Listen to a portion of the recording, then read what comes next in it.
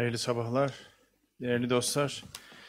İTÜ ile de koordineli olarak başlattığımız Bilim ve Teknoloji Zirvesi konuşmaları serisinin ikincisi için buraya geldik.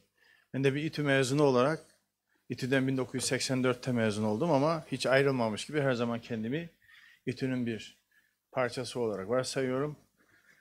Düşündüm ki biz Cumhurbaşkanlığı olarak gündemimize bilim ve teknolojiyi de dünyanın önde gelen bilim insanlarını çağıralım.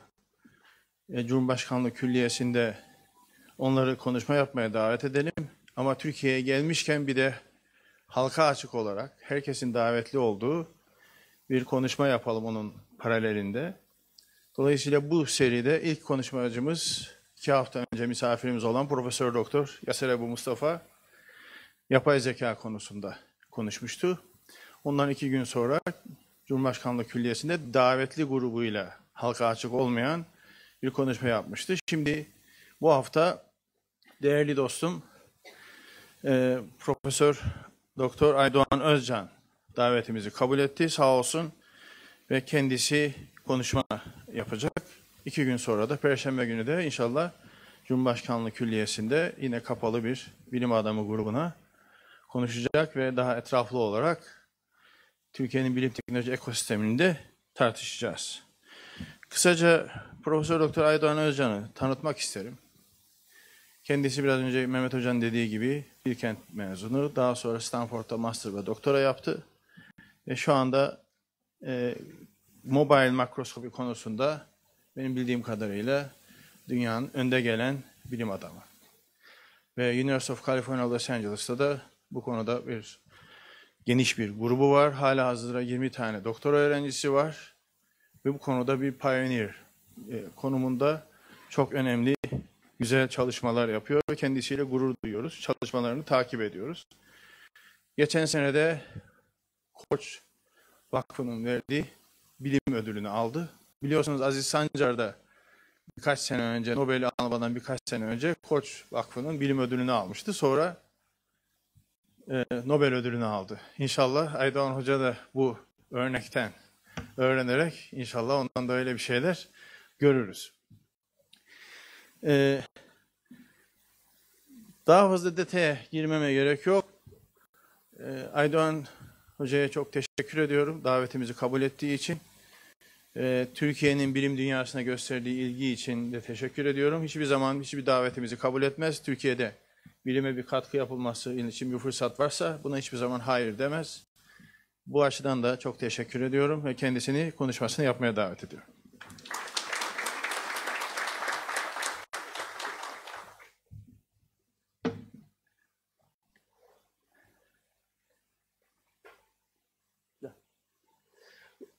Well, hepinize günaydın. Buraya geldiğiniz için teşekkür ederim.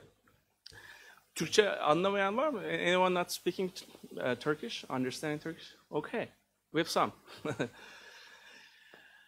Okay, so I have to switch to Turkish because there are some people who are not.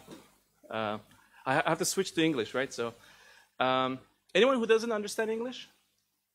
Okay, so that explains. Okay. Well, thank you very much for your generous introductions and for having me here. It's my 3rd time to visit Istanbul Technical University over the last 6 years. So I've seen tremendous improvements over the last few years. Every time I see, I'm really impressed. So a big hats off to Mehmet Hoca and the team. So today I'll talk to you about some of our work on the use of computation for creating new types of microscopes, new types of sensors for various different applications spanning from biomedical diagnostics, point-of-care diagnostics to environmental monitoring. So I'll start with some biomedical background. So some of these slides are Turkish because I was under the impression that a lot of you will just be speaking Turkish. But now that there are some people, I'll be kind of translating some of these Turkish slides as well. So some of the work that we do in our lab is focused on trying to convert the lab into the home into a lab. So can you, for example, approach the home as a lab and try to conduct advanced measurement tools, advanced measurements that you normally have in labs in a home. The same applies to resource-poor settings. Can we actually bring the functions of hospitals to resource-limited countries? So this is essentially a theme in our lab, and we're creating technologies to address these themes. For better management of chronic conditions, aging populations, and for bringing personalized treatments to essentially patients. That's essentially what we want to do, using smart systems. If you look at the expenditures in the US, today we're spending about $3 trillion, more than $3 trillion. What's very interesting is that about half of this cost is created by about 5% of the patients. So 5% of the patients are really responsible for more than $1.5 trillion spent just in the US. So we need better technologies to kind of try to bend this exponential curve before it's unmanageable for us. So technology is part of the solution, but it's not everything. So we should realize that. It's not all about technology that's going to help this curve smoothen. It's not going to be just technology, but there's something that technology can help us, and that's what forms the theme of my lab and what we try to do. In addition to that, we're also trying to serve aging populations. This is a very interesting statistic that we have. By about 2050, we will have about 1.5 billion people above the age of 60, and about 500 million about 80 years old and over. So how do you actually provide healthcare services to these aging populations in the United States and in different parts of the world? That's also part of the game. Converting the home into a lab, cost-effective lab, will help us mitigate these costs because we'll be able to monitor high-risk populations of patients before something more expensive, something more catastrophic happens. And that's essentially one of the goals, to serve healthcare needs of these aging populations around the world. So my lab has been trying to find solutions to some of these problems by creating technologies. And we've been utilizing the smartphone as a platform. The smartphone is a beautiful platform for creating mobile imaging, mobile sensing systems, because it has almost everything that you need in a very cost-effective embodiment. And what makes it so special is actually economies of scale. We have more than 7 billion cell phone subscribers today, 7 billion, and that sets the reason for it to be very inexpensive. And at the same time, very competitive in terms of its camera interface, its optical interface, and everything. And a good thing is that about 80% of these phones are being used in developing countries. So actually, if you want to bring some of these biomedical tests to developing countries, smartphone is a beautiful platform for relying on that. Even smartphone penetration, for example, in Africa is approaching 20% in some countries. So it's a great platform, and we've been enjoying that to bring more advanced measurement tools to essentially field portable implementations. So what you see here is a summary of some of these technologies that we've been creating by utilizing the smartphone as a platform for conducting advanced measurement tools. In a nutshell, we're trying to democratize advanced measurement tools. We want to make sure that some of these advanced tools can be enjoyed even in field settings, resource-poor settings, including the home, so that these advanced tests can actually penetrate much bigger distances than what hospitals can currently serve. What you see here are some interfaces that utilize a smartphone as a platform. It's now routine for us to convert the smartphone into a microscope that can actually see cells, bacteria, viruses, DNA, using bright field and fluorescence modes. Do I have a laser pointer by any chance? Oh, this is a laser pointer, but it's not working well. Sorry. Well, can you hear me at the back? Can you hear me at the back? If you hear, wait a minute. Yeah, okay, good. So some of these devices are microscopes. bright field microscopes, fluorescence microscopes. For example, the ones that I show on the top, they can actually see individual viruses that are labeled with fluorine. The virus is about 100 nanometers, so you can actually see individual viruses. Actually, they can hear me, so I'm fine with them. Okay. If you don't hear me at the back, just wave, okay? In fact, you can even see a single DNA molecule that is labeled with something nucleic dye. The DNA molecule is about 2 nanometers in width, so it's got a long way to see even the smallest relevant objects of interest for biomedical applications can be analyzed with these types of microscopes. Sometimes we create microscopes, imaging systems that are attached to these smartphones, but sometimes we utilize the chip, the CMOS imager of the smartphone, and create these standalone devices. For example, this one is a lens-free microscope that has replaced the lens, the objective system of a microscope, with essentially computation to create a standalone device that's based on computation to conduct wide field imaging. It can generate about 1 billion useful pixels, a gigapixel image of a sample with diffraction because of resolution. So all of these are enabled, powered by computation, and they're essentially utilizing the scale of smartphones, smartphone components like CMOS imaging. For example, this one is a DNA analyzer. It's a fluorescence microscope.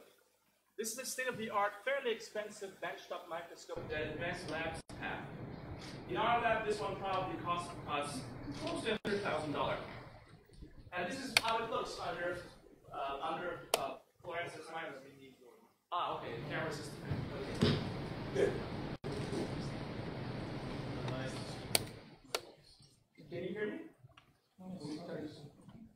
Okay. Good. Can you hear me now?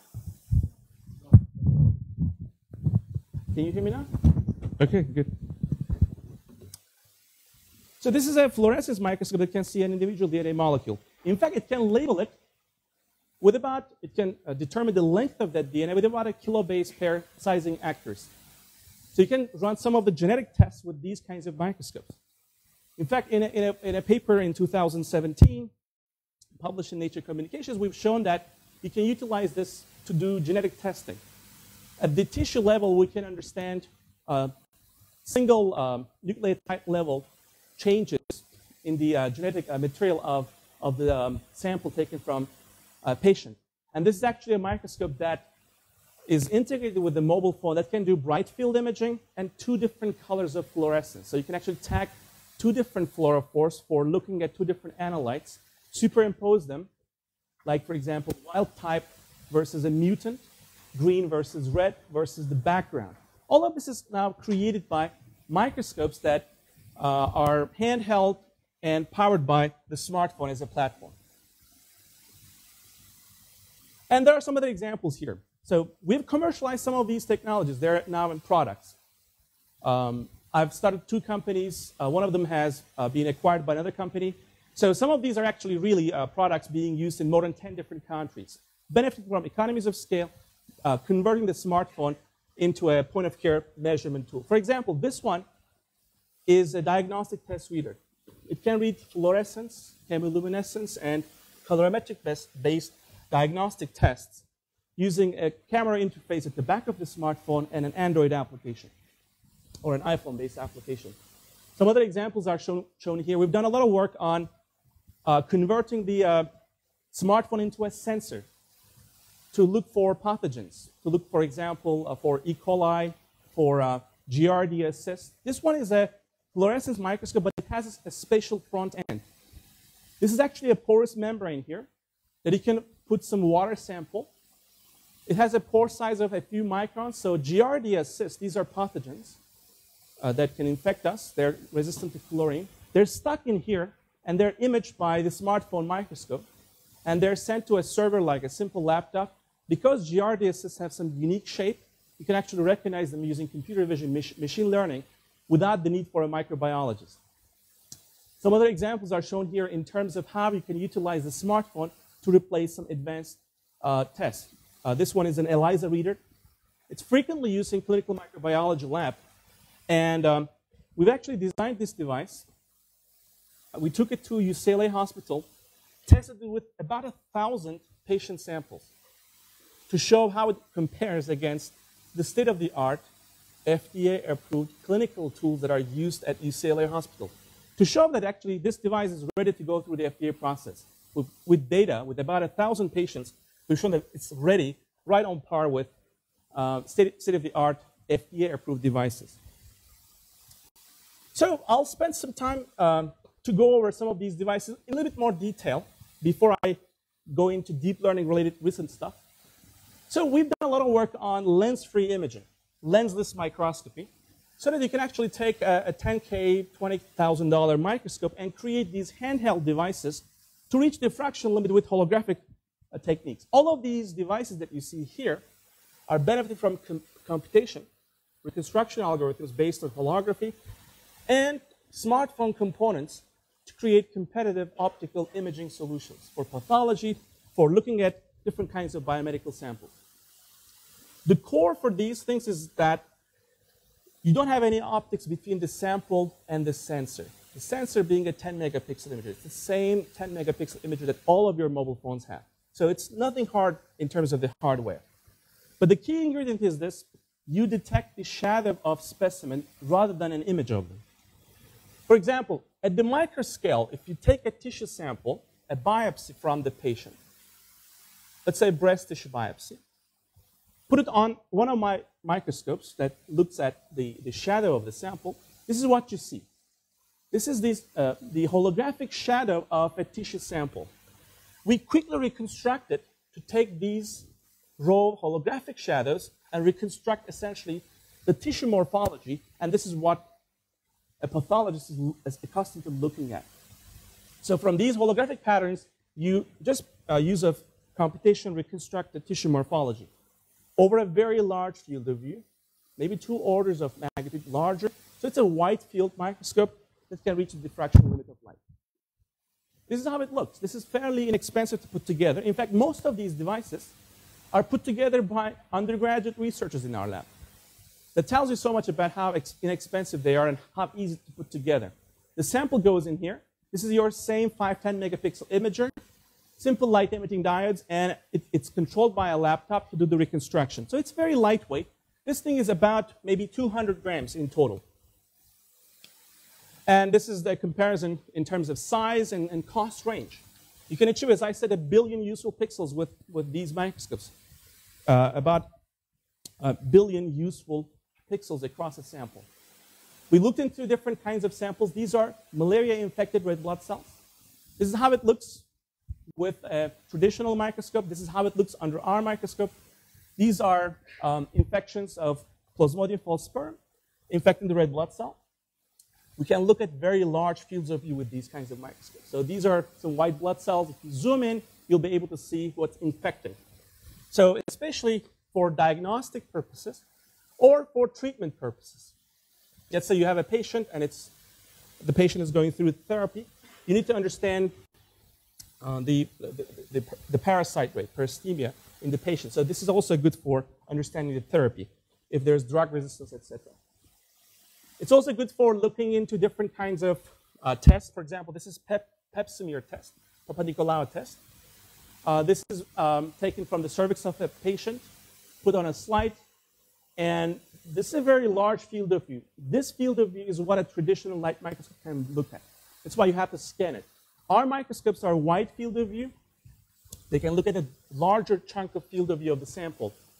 And as you can see, it gives you a similar contrast, similar resolution as you expect from a traditional light microscope, without any objectives, without anything.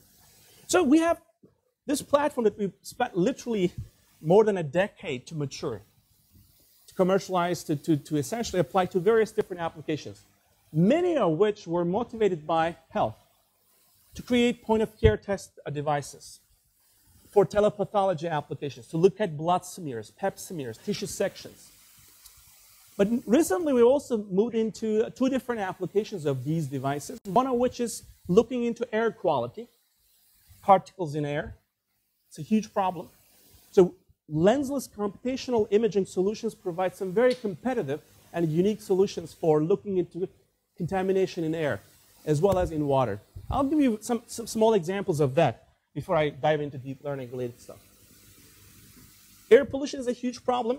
Just in case you do not know, we're losing about 7 million lives every year related to poor air quality. 3 countries are China, India, and Pakistan are being affected most by poor air quality. But what's surprising is that more than half of that is related to indoor air quality problems, not outdoor.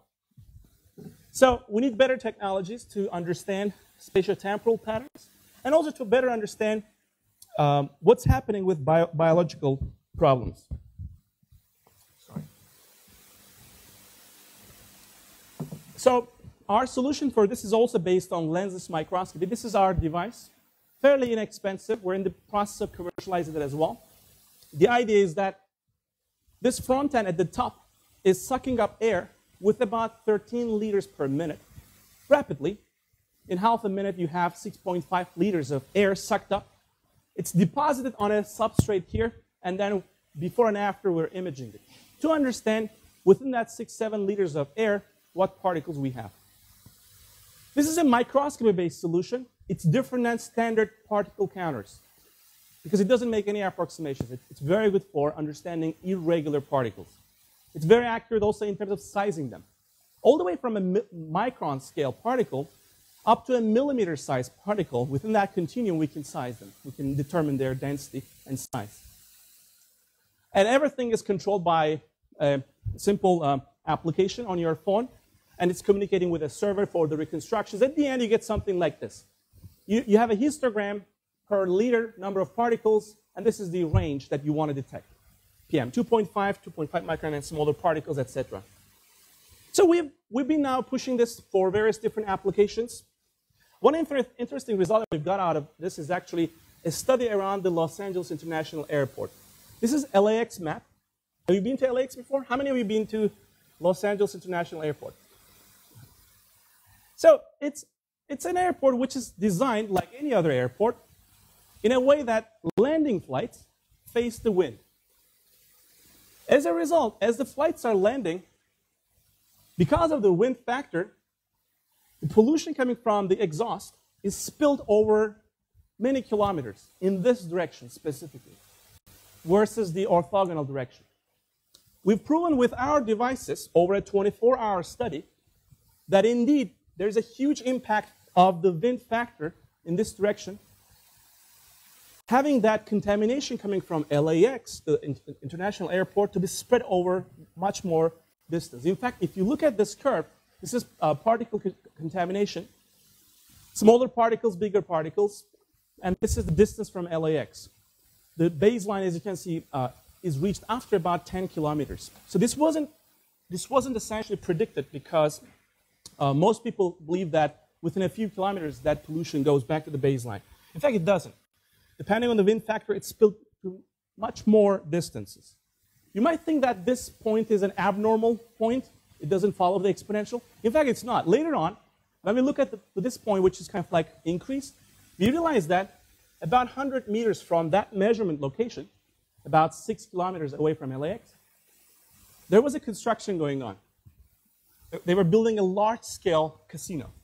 So we were seeing actually the local pollution there due to the construction. So it might be especially useful for Istanbul because of all these different constructions that we have constantly going on. What happens to the local air pollution because of local construction sites that we have? Anyways, this is a very unique platform. Now we're pushing this to be merged with machine learning to sense bioaerosols. These were just particles that we're breathing in, but there's also a huge interest in detection of pollen and mold spores in air without labeling them. So essentially, we've got a nice paper coming out soon that shows how we can integrate machine learning with this lensless microscope to detect pollen and mold spores without any labeling. And we're also very much interested in understanding the vapor of e-cigarettes and what's in that vapor. How many of you are interested in e-cigarettes? Well, if I were you, I wouldn't do that. So we're finding some very interesting stuff. We've been studying e-cigarettes for about a year now with our devices. And they're horrible because of poor quality control. we see some very interesting weird particles, large scale, 20 micron, 10 micron particle, solid and some vapor, liquid phase, that has some very interesting features that we are imaging using our microscopes as they land to our substrate. So the message here is this. Yeah, any smoking is bad, but e-cigarette is even worse, I claim. So we see some very weird data, especially off-the-shelf containers. What you're smoking is a very interesting combination of artifacts, different flavors. It never matches the specs of what they claim that you're smoking. So this one, I think, is even more dangerous for various different reasons. Anyway, so we have some paper hopefully coming maybe 2019 early about that image with this kind of a device. And this is another interesting device that we've created.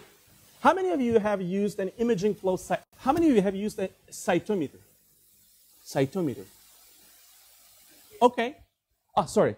Great. Do you know the price of your cytometer by any chance? Yeah, it's probably 100,000 plus, right?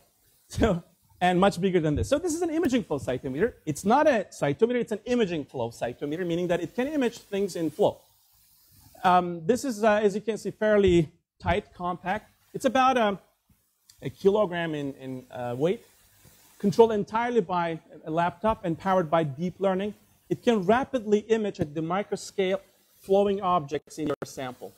We've looked into it to analyze ocean samples in Los Angeles coastal line, to look at the plankton life, algae, etc. These are very interesting microscale objects that we've seen in Los Angeles coastal line. Why do we care about looking into natural water sources? Especially algae blooms. Algae is yosun, okay? Blooms of algae is dangerous. In a recent disaster in Florida, because of algae blooms, uncontrolled, we've lost lots of natural fish, farms. As a result, probably $130 million was lost just this summer in that site.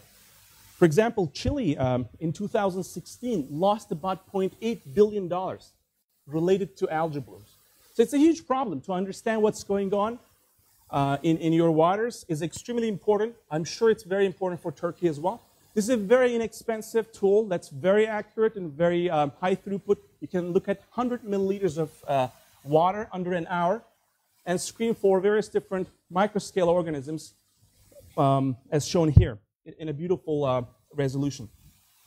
And this one cost us to put together less than about $2,000, but we believe we can make it under $1,000 easily.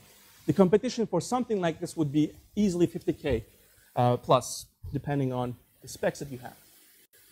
So these are some motivations that we had when we were doing this kind of work. Lensless microscopy and its applications to point-of-care medicine, biomedical problems, as well as air and water quality. And they were goal-oriented. We were actually focusing there. We were having a certain hypothesis. We were having a certain hypothesis that we framed it, and we said, well, this is what we believe. These devices will be very useful. These are our preliminary results, and we want to achieve these results. And these, if correctly achieved, will be very useful for these reasons. So we had a hypothesis, and that's why we got federal money to conduct these types of research, right? They were strictly goal-driven and hypothesis-driven. But there's also a very interesting domain outside of this hypothesis-driven landscape of research, and that is curiosity-driven. Here, you don't have any hypotheses. You don't know what you're looking for. You don't know if it's going to be successful. If successful, what to expect, what to hypothesize. You don't know any of that. So here is the unknown. And you just do it for being curious. And just, I want to see the result of it, but I don't know what I'm going to see. If it's interesting, if it's boring, if it's useful or not. So science and engineering, and research in general, is a spectrum between these two. Most often it's goal-oriented, and most often agencies, your TÜBİTAK, my NSF, NIH, etc., fund you based on that. You must have a hypothesis, and you must have a compelling one and a plan saying what you're going to do with it and how useful it's going to be, etc. Very rarely we're funded for this, curiosity-driven research. Very rarely.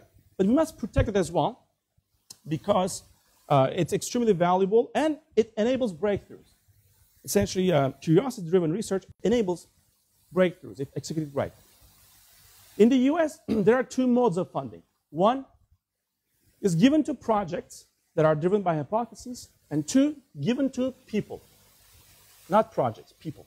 I'm giving it to you. Not because you have a hypothesis. I know you're fantastic, and I know you're going to do the best use of that $1 million. We don't care to micromanage you.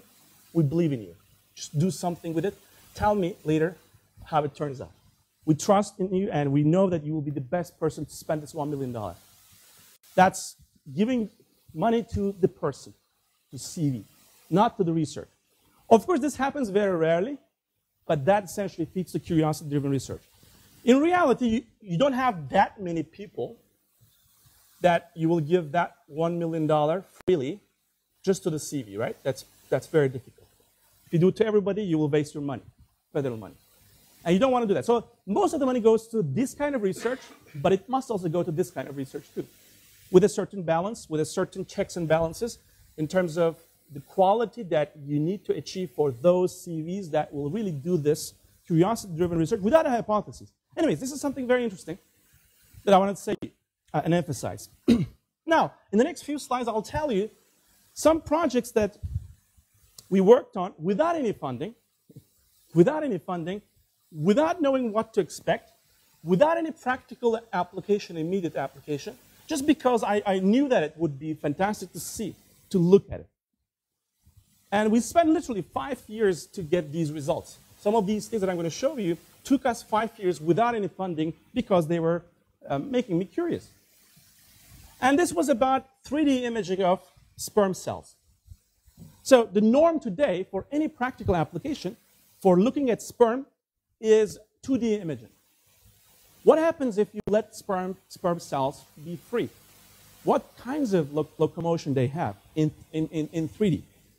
This is a very challenging task. That's why the status today, state of the art, is 2D. Because microscopes can see mostly 2D, especially for sperm, which moves phenomenally fast. A sperm head is about 3-4 microns. If it's a human sperm head, it's 3-4 microns. You know how fast it goes? It can go up to 50 microns per second. Phenomenally fast compared to its body length, right? But especially head length. So that's the reason why it's mostly 2D imaging. 3D is difficult. In addition to that, the flagellum is very, very fast, even faster than the head. So these are making traditional imaging techniques fail for looking at the 3D locomotion. We applied computational imaging. Sometimes it takes a day for one of these movies to be recorded. To look at a large volume and track the locomotion of sperm cells in 3D across a very large volume. You're seeing here about, roughly speaking, 10 microliters of volume within which sperms are swimming. It's a giant volume compared to the scale that we're talking about. It's about 0.5 millimeter in channel height, within which we're tracking sperm and creating movies of how they move. For human sperm cells, we've done thousands and thousands of experiments. This is actually a human sperm that is conducting a helix. The head is conducting a helix here. That's the front view, and this is the side view of the helix. It's about a second, maybe 10 rotations per second. This happens in vitro 5% of the time, roughly speaking. 5% of the time, human sperms conduct this helix. There was no other microscope before we started to push the limits of microscopic imaging using computation that could reveal these kinds of patterns. So this is the first time that human cells were shown to conduct this kind of freely moving helices. This is another one. This is an hyperactivated sperm. It's even more rare. It happens sub% of the time in vitro. If you're ever wondering why you have hyperactive kids, maybe this might be the reason. I don't know. It happens very rarely, but probably yes. But since we cannot understand the source of our sperms, we do not know that. because of Excuse rules. me. What is the experiment? Where are they running? These are in. These are. Where are they running? What is the experiment? This is actually a culture medium that keeps this sperm cells alive for 2 hours in vitro.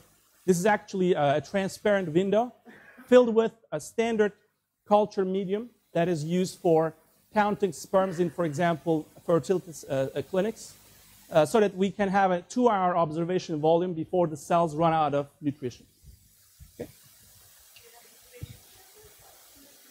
Yeah, this is actually a temperature control. So this entire thing is maintained with a sensor so that the temperature never goes above like 37 whatever Celsius.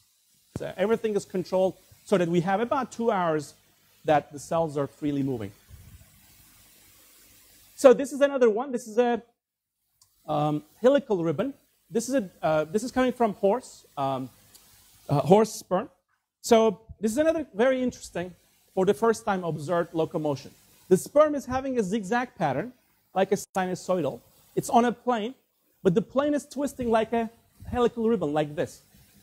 Color represents time, and this is three-dimensional. These are beautiful mathematical functions that you can fit after you understand these locomotion. What kind of a mathematical function would represent these? This is a beautiful helical ribbon, and there are other types of a locomotion that we've seen. There's another version of this which we call twist ribbon. It's actually a minimal surface. Some of these topologies define some very interesting features. They have zero net curvature, for example. So we do not know why the sperm prefers these types of locomotion. We do not know the impact of that to their biology. Does it have a certain advantage? We do not know. But this is essentially what we observe with a system that is pushed to its limit. And no other microscope can create these kinds of reconstructions. These are for the first time created. And this is even more exciting. This one is a bovine sperm, sığır, sığır sperm, which what you see here is now the tail, the flagellum, plus the head. So this thing is the head, and this is the flagellum, freely moving. What you see there with that green, red, and orange coordinate system is showing you the local coordinate system of the sperm head. So the sperm head is rotating around its own axis like this. And that framework, that coordinate system is showing you the local rotation. So this is actually the self-twist spin of the sperm head, while it's beautifully having a helical trajectory. This must be a very costly locomotion mode. It's like a screwdriver in a sense. So maybe it has a certain advantage for the sperm to penetrate the egg, right? We do not know, again, why, under what conditions, but these are some very unique observations. We're the first group to measure the self-spin of the sperm head for a freely moving sperm, while at the same time reconstructing the tail with beautiful frame rate. This is a movie at about 300 frames per second. This one is another one. It's also a bovine sperm.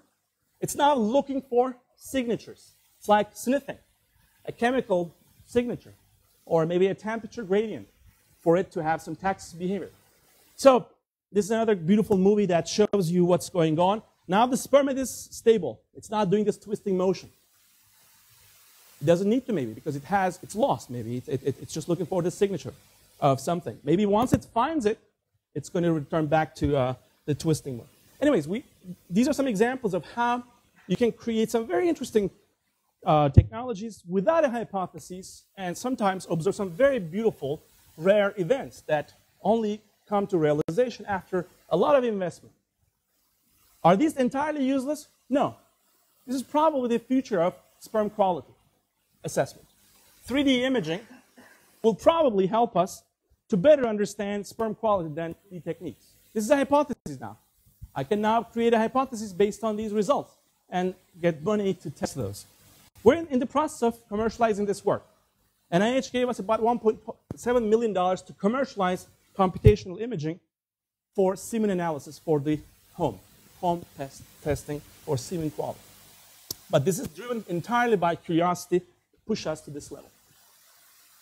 All right, so these, in a nutshell, these are some examples of how we're using computational imaging to democratize measurement tools. Sometimes driven by hypotheses, sometimes entirely driven by our curiosity. So in the next maybe 15 minutes or so, I'd like to talk to you about some of our recent work on the use of deep learning, deep neural nets, for some very interesting applications. I'll go faster here because of limited time. So basically, deep neural nets are changing, revolutionizing machine learning with huge implications. And we're now using it for image transformation, image reconstruction. So the first wave of deep neural nets and its impact on machine learning is on image segmentation, image labeling, tumor margin detections, etc. So this is the first wave. You can take an image and act on it. You can look into, for example, tell me where the cells are. Tell me what kind of a cancer is this? What stage? Where's the cancer? Is it cancer or not? Classification, segmentation. These are first successful applications of, in general, computer vision techniques, and in specific, certainly, learning. But I'm interested in more using it to create new kinds of imaging. I want to enrich this part of the equation with better approaches driven by deep neural nets. So I want to create better images, enhanced images with deep learning. I don't want to segment them. I want to classify them. I want to actually fundamentally probe the image reconstruction, image transformation framework using deep neural nets. So very briefly, I'll tell you how you can actually use deep neural nets to reconstruct images. I've spent 10 years using physics-driven solutions to create holographic microscopes. Whatever I showed you in the beginning, those pathology samples, etc., they were reconstructed from their dummy-looking shadows. They were physics-driven. We were using physics, Maxwell's equations, to reconstruct those images. But now it's changing. From physics-driven reconstruction, from physics-driven instrumentation, we're moving to data-driven instrumentation. Data drives the way that we approach and reconstruct images. And a neural net is a very simple machine that enables us to use data to approximate any function very powerfully. One thing that's very important for a neural net is this. It's solving an inverse problem without iterations. It solves inverse problems straightforward in a single feed-forward manner without any iterations. That's a huge advantage. So this is the same microscope that I've shown you before, shadow imager. You record holograms with very simple optics, like your cell phones. They look to your eye like garbage. After reconstruction, you get to an image like this. This is a pap smear. These are cells. These are cell nuclei, whatever. This is what you want to see. This entire process was physics-driven. Now it's neural net-driven. Through data, we take these images and create even better reconstructions and faster. The details of how we train this is important to the specialist, but to you, it doesn't matter. It's a one-time cost. You take neural net, you train it once, can take 5 hours, 10 hours a day, who cares? You do it once, and after you do that, it works beautifully well to reconstruct holograms and get back to you at the output within sub-second with a laptop, these level of resolution, nicely matching to the state-of-the-art physical reconstruction. So you replace the physical reconstruction engine now with a data-driven, very simple neural net. Same with different types of tissue samples. This is a breast tissue section that is beautifully reconstructed with a neural net versus actually how it's reconstructed with a physical system. So this is showing you how that last 10 years that we've worked very hard can now be actually revolutionized with deep neural nets. It's also helping us revolutionize image transformations. You can take low-resolution images and convert them high-resolution into high-resolution images. By training the neural net, this time to take low-resolution microscope images with respect to ground truth coming from high-resolution, and you do the transformation with a neural net. Extremely fast to compute. It doesn't require any physical insight of the imaging black box. Everything is driven by data. It's not driven by physics or physical understanding of aberrations or other things. We've shown this beautifully well. It extends the field of view of your system. It extends the depth of field. It takes these kinds of images and improves the image resolution. It works with bright field imaging. It also works for fluorescence microscopy. And it works blindly on different types of samples. You train the neural net with lung tissue and then apply it blindly on kidney, it works. It's shown here. So it generalizes fairly well. So this is actually a fluorescence microscope image. Inputs are shown here. This is the output. This is the ground truth. So you take a limited resolution, low NA, low numerical aperture input, and transform it to a high resolution input. This is super resolution. You do super resolution through the neural net. This is very exciting, but now I'll start talking to you about some other very interesting opportunities ahead of us. You do transformations. You do cross-modality transformations. You start with one modality, and you end up with another one. This becomes very powerful. So, very simple. You can take an inexpensive microscope and train it with respect to the images coming from a benchtop microscope, and actually take images like this as spectral and spatial aberrations and convert them into, at the end of the network, into an image that is acquired with that kind of a microscope. It's empowering simple devices to be transformed into better devices. Input, output, and nicely match it to the ground truth. So this is the expensive benchtop microscope result. This is how it looks at the network output, and this is how it was at the raw output of the mobile microscope. Another one, blood smear. Input, network output, ground truth. And you can do this for not only mobile microscopy, you can also do this for state-of-the-art microscopes. How many of you heard the name structured illumination microscopy? Great. So now this is a way to convert a standard fluorescence microscope into a structured illumination microscopy output. These are some of the zoomed-in regions of protein structures that are assembling inside the cell and how they look under the gold standard, very expensive, very delicate microscope versus the network output. These are the network inputs. So beautiful transformations across different modalities. Yes, this is live cell. This is a movie that's showing you a live cell that is, every frame that stopped is giving you the comparison.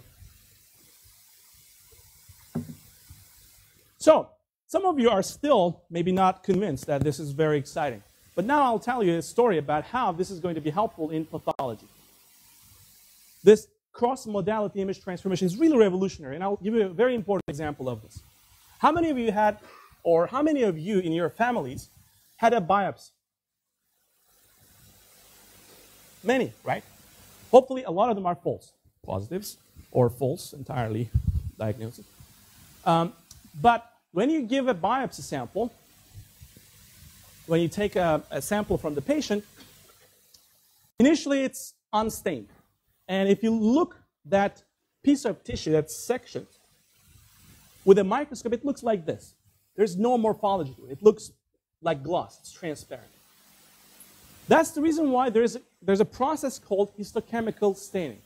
They take these tissue samples, slice them into very thin sections. They label them with some chromophores.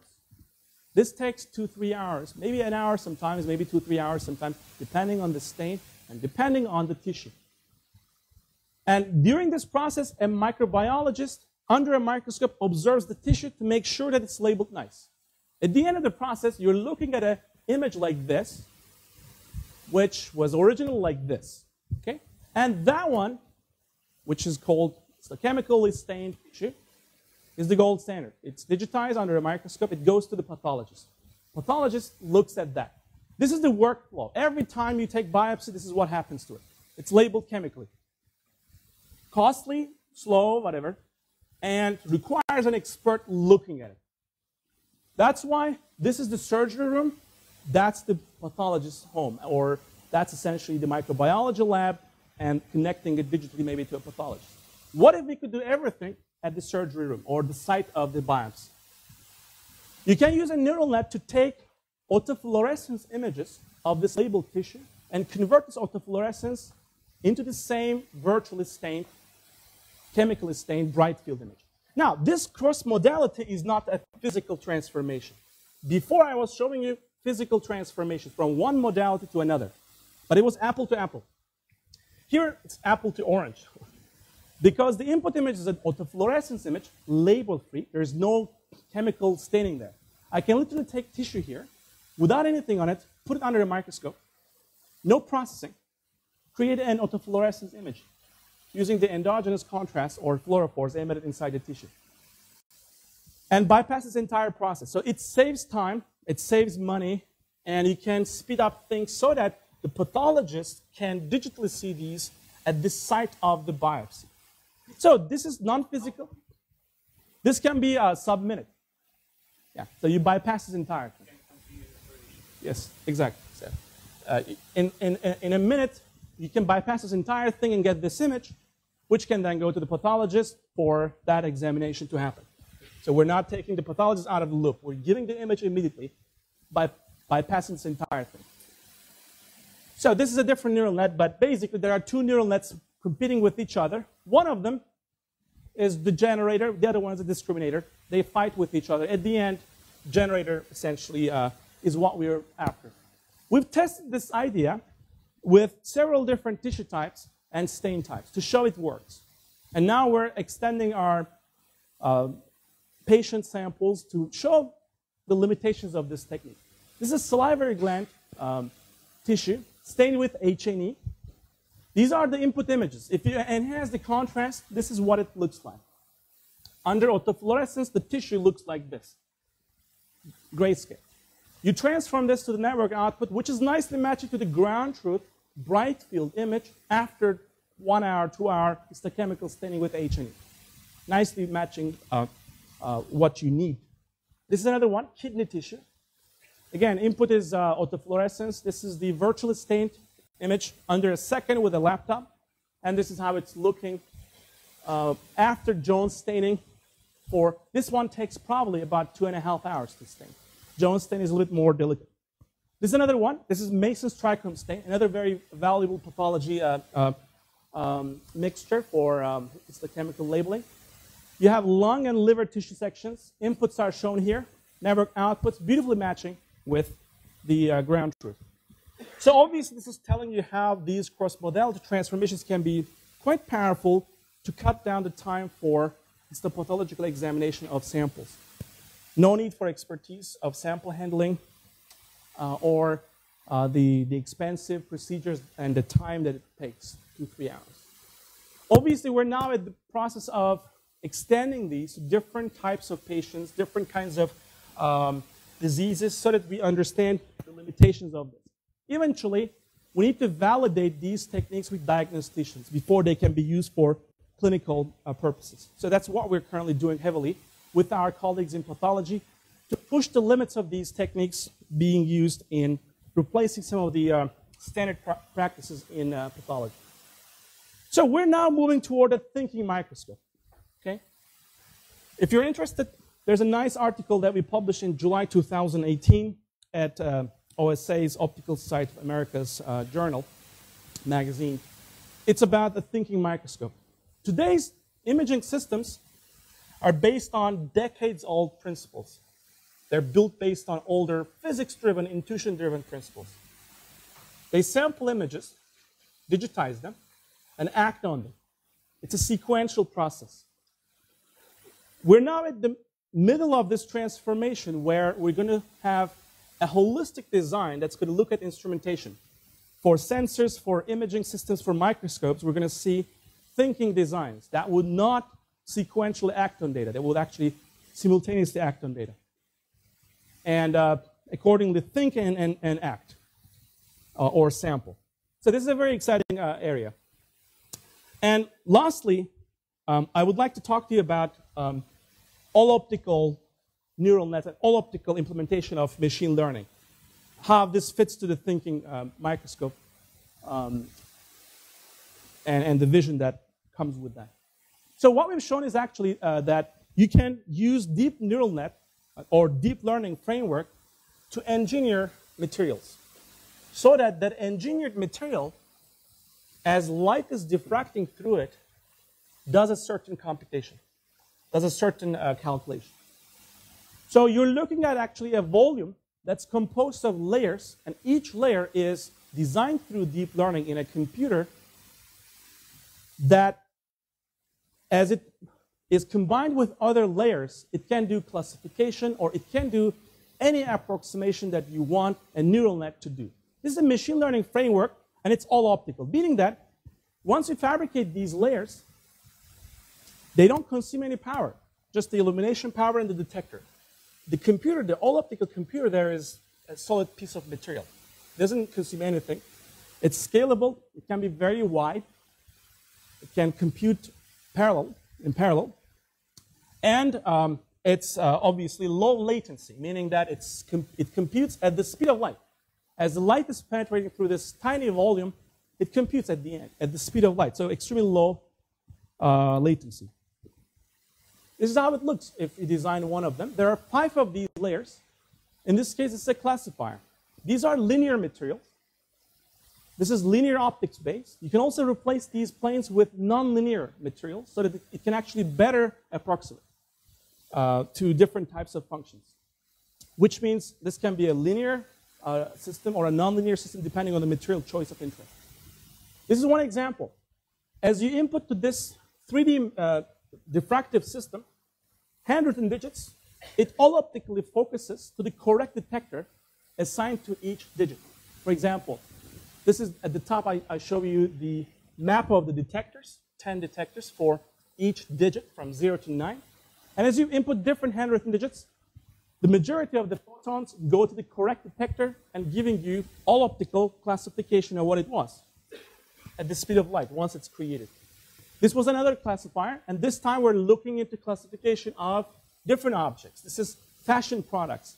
Some of the objects are sneakers, some of them are bags, some of them are boots, some of them are dresses. So we're now teaching that neural net to do the classification all optically among these different layers.